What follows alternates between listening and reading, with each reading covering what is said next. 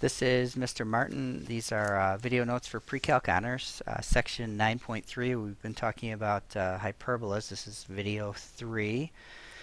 So the last topic we need to discuss is general classifications of conics. So we've got our general form of a conic section. We've got ax squared plus bxy plus cy plus dx plus ey plus f is equal to 0.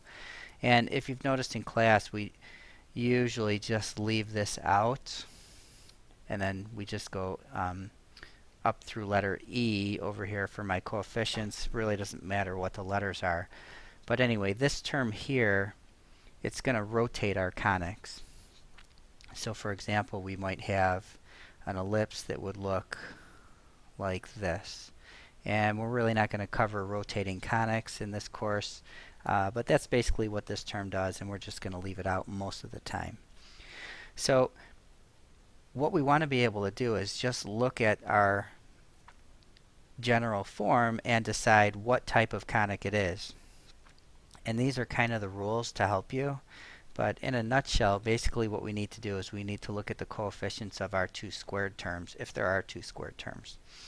So we're looking at A, and we're looking at C.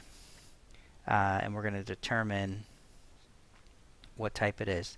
So for a circle, A is going to be equal to C, and if you recall, most of the standard forms or general forms we had, A and C were 1. So if A is equal to C, and A is not equal to 0, that would go without saying usually, because you lose your square term, it's going to be a circle.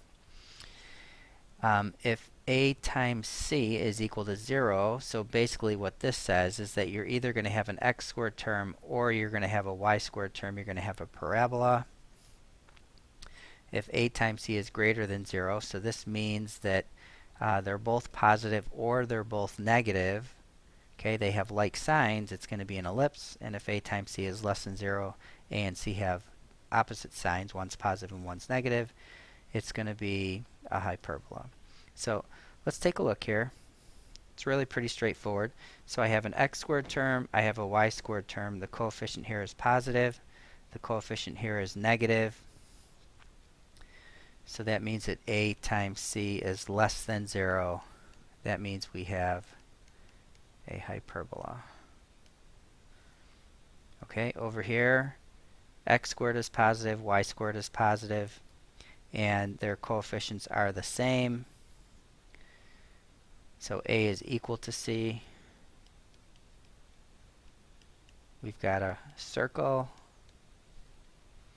Alright, the next one, we have only an x squared term. There's no y squared term. So A times C is equal to 0. Really, just if we only have one squared term, we know it's going to be a parabola.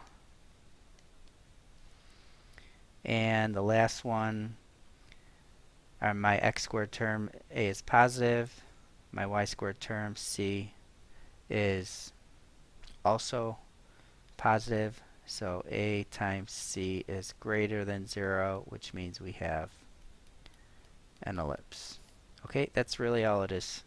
So look at the coefficients for your x squared and y squared terms. If they're opposite signs, it's going to be a hyperbola. If they're the same sign and they're both equal, it's a circle. Only one is squared, it's a parabola. And both positive or both negative, it's going to be our ellipse. Okay, that's it for this video. If you have any questions, make sure you ask me those the next time you see me, and we'll see you next time.